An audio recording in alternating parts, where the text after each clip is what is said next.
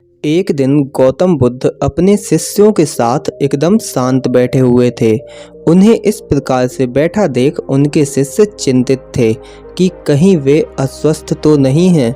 एक शिष्य ने उनसे पूछा कि आज वह इतना मौन क्यों बैठे हुए हैं, क्या शिष्यों से कोई गलती हो गई है। इसी बीच एक शिष्य ने पूछा कि क्या वह अस्वस्थ हैं, पर बुद्ध तब भी मौन रहे। तभी कुछ दूरी पर खड़ा एक व्यक्ति जोर से चिल्लाया, मुझे आज सभा में बैठने की अनुमति क्यों नहीं दी गई।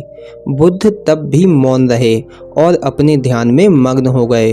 वह व्यक्ति फिर चिल्लाया कि मुझे सभा में बैठने की अनुमति क्यों नहीं दी गई। इसी बीच एक उदार शिष्य ने उस व्यक्ति का पक्ष लेते हुए कहा कि उसे सभा में बैठने की अनुमति प्रदान की जाए। तभी बुद्ध ने कहा कि नहीं, वह अछूत है, उसे सभा में बैठने की अनुमति प्रदान नहीं की जा सकती। यह सुनकर उनके शिष्यों को बड़ा आश्चर्य हुआ। बुद्ध भी उनके मन का भाव समझ गए और बोले, हाँ, वह व्यक्ति अछूत है, उसे इस सभा में बैठने की अनुमति नहीं दी जा सकती। इस बात पर कई शिष्य बोले कि हमारे धर्म में तो जात पात का कोई भेद ही नहीं है, तो वह व्यक्ति अछूत कैसे हुआ। इस पर बुद्ध बोले कि आज वह व्यक्ति क्रोधित होकर आया है।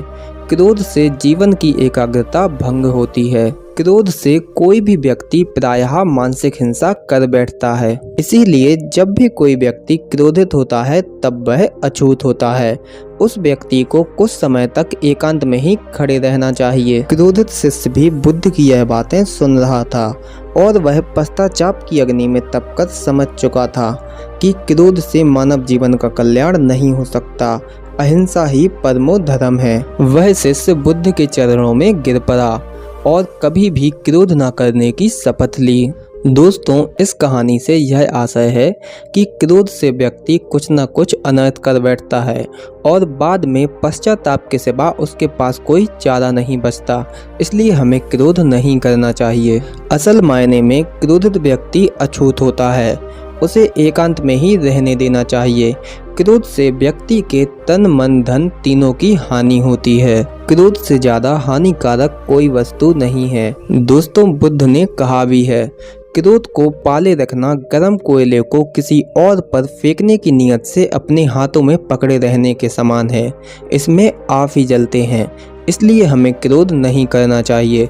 दोस्तों, अगर आपको ये वीडियो अच्छी लगी हो तो इस वीडियो को लाइक जरूर करना और अगर आप लोग हमारे चैनल पर नए हो तो हमारे चैनल को भी सब्सक्राइब जरूर कर देना।